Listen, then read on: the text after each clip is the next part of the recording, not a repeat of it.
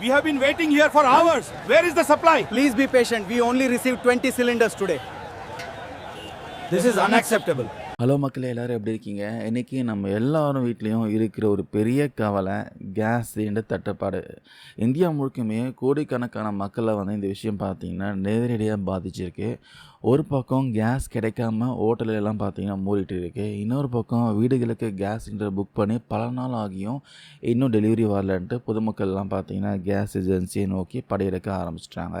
இப்போதைக்கு வீட்டில் கேஸ் இருந்தாலும் இது காலி ஆச்சுன்னா என்ன பண்ணுறது?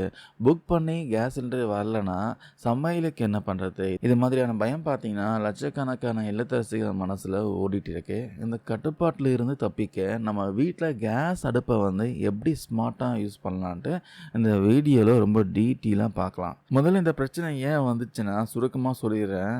எப்போ இந்த ஈரான் போர் முடியுமோ, அப்புறம் எப்போ இந்த கேஸ் விநியோகம் பார்த்தீங்கன்னா சீராகுமோன்ட்டு யாருக்குமே உறுதியாக தெரியல. உலக மக்கள் தொகையில் பார்த்தீங்கன்னா நம்ம முதல் இடத்துல இருக்கோம். ஆனால் நமக்கு தேவையான எல்பிஜி, பெட்ரோல், டீசல்ன்ட்டு எல்லா அத்தியாவசிய பொருட்களுக்கும் நம்ம வெளிநாடுகளை தான் பார்த்தீங்கன்னா பெருமளவு நம்பி இருக்கோம். குறிப்பாக இந்தியாவுக்கு தேவையான இந்த எல்பிஜி கச்சா எண்ணெய்களில் 60% மேலே வளைகுடா நாடுகள், அதாவது கல்ஃப் கண்ட்ரீஸ் கிட்ட இருந்து தான் நம்ம எப்பவுமே வந்து வாங்கிட்டு இருக்கோம். இப்போ அங்கே நடக்கிற போர் பதட்டத்தினால கடந்த 10 நாட்களுக்கு மேலே பார்த்தீங்கன்னா வளைகுடா நாட்களில் இருந்து இந்தியாவுக்கு கச்சா எண்ணெயும் எல்பிஜியும் வரவே இல்லை. இதுதான் பார்த்தீங்கன்னா இப்போ உள்நாட்டில் இவ்வளோ பெரிய தட்டுப்பாடு வர முக்கியமான காரணமே. இந்த தட்டுப்பாடு காரணமாக முதல் கட்டமாக ஹோட்டல்களுக்கு இந்த கமர்ஷியல் சிலிண்டர் விநியோகத்தை வந்து அரசாங்கம் பார்த்திங்கன்னா நிறுத்திட்டாங்க. அடுத்ததாக நம்ம வீடுகளுக்கும் பார்த்திங்கன்னா அதே நிலைமை தான் வந்து வந்துடுமோன்ட்டு மக்கள்கிட்ட ஒரு பெரிய அச்சம் வந்து இருக்குது. பிரச்சனை வந்து நம்ம கிச்சன் வரைக்கும் வந்தாச்சு, அதனால் வருமுன் காப்பதே சிறந்ததுன்ட்டு திடீர்னு கேஸ் தீர்ந்து போய் கஷ்டப்படத்தை விட இப்போ இருக்கிற கேஸை ரொம்ப சிக்கனமாக பயன்படுத்தி அது எப்படி வந்து பல நாட்களுக்கு வந்து வர வைக்கிறதுன்ட்டு சில சூப்பரான டிப்ஸ்லாம் இந்த வீடியோவில் பார்க்கலாம். கேஸ் சிலிண்டர் மிச்சப்படுத்த நம்ம செய்ய வேண்டிய முக்கியமான விஷயங்கள்லாம் இருக்குது. டிப்ஸ் 1, இண்டக்ஷன் அடுப்பு. பொதுவாக நம்ம வீட்டில் பார்த்தீங்கன்னா கேஸ் அடுப்பு இருந்தாலும் கரண்ட்டில் இருக்கிற ஒரு இண்டக்ஷன் ஸ்டவ் வாங்குறது ரொம்பவே நல்லது, அவசியமும் கூட.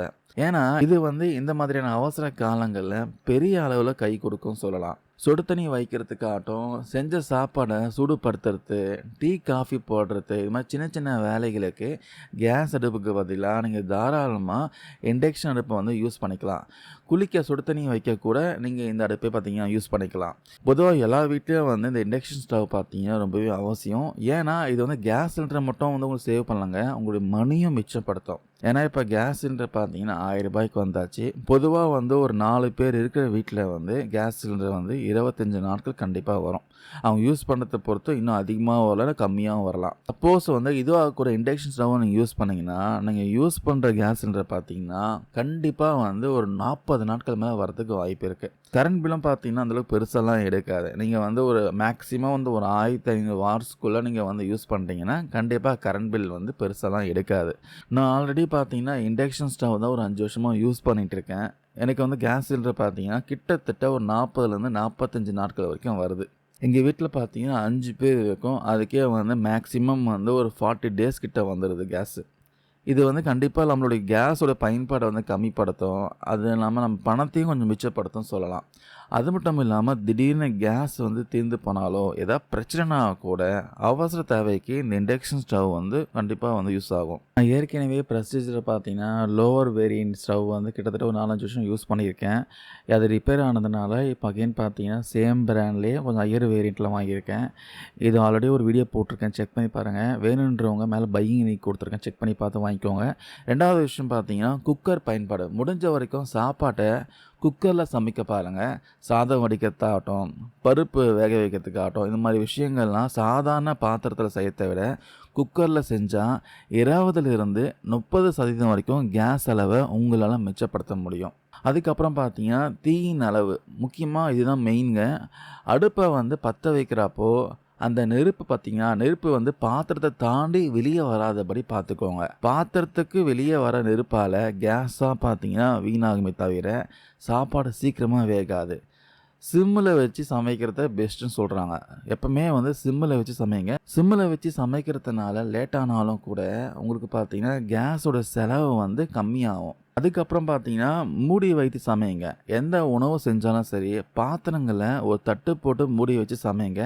அதனால் ஆவி வெளியே போகாமல் உணவு ரொம்ப சீக்கிரமாக வெந்துடும், கேஸும் மிச்சமாகும். 5வது பார்த்தீங்கன்னா எலக்ட்ரிக் கெட்டில். இப்போல்லாம் பார்த்தீங்கன்னா மார்க்கெட்டில் ரொம்ப கம்மி விலையிலே இந்த எலக்ட்ரிக் கெட்டில்கள்லாம் வந்து கிடைக்குது. குடிக்கின்ற தண்ணியை சூடாக்க கேஸ் அடுப்பை யூஸ் பண்ணுறதுக்கு பதிலாக அந்த கெட்டலை நீங்கள் யூஸ் பண்ணிக்கலாம். இது எல்லாமே ஒரு பக்கம் இருக்க, சமீப காலமாக மக்கள்கிட்ட நோ ஃபயர் குக்கிங் அப்படின்னு ஒரு புது கான்செப்ட் பார்த்தீங்கன்னா ரொம்ப வேகமாக பரவிட்டு இருக்கு. அதாவது அடுப்பே பற்ற வைக்காமல் நெருப்பு இல்லாமல் சமைக்கிறது தான் பார்த்தீங்கன்னா நோ ஃபயர் குக்கிங். இது நீங்கள் வந்து ஏற்கனவே ஒரு மூவியில் பார்த்துருப்பீங்க. அன்னபூர்ணின்ட்டு நம்ம நயன்தாரா வந்து நடிச்சிருப்பாங்க. அந்த மூவியில் அந்த கடைசியாக பார்த்தீங்கன்னா ஒரு காம்படிஷனில் no fire cooking concept use பண்ணி காம்படிஷன் பண்ணியிருப்பாங்க. ஸோ அதுதான் காய்கறிகள், பழங்கள், இந்த முளைக்கட்டிய தானியங்கள் வச்சு செய்கிற இந்த நோ ஃபயர் குக்கிங் பற்றி ஏகப்பட்ட வீடியோஸ் பார்த்தீங்கன்னா சோஷியல் மீடியா சைட்ஸில், யூடியூப்பில் கொட்டி இருக்குது. ரொம்பவே ருசியான பல உணவுகள் பார்த்தீங்கன்னா இப்படி செய்ய முடியும்னு சொல்கிறாங்க.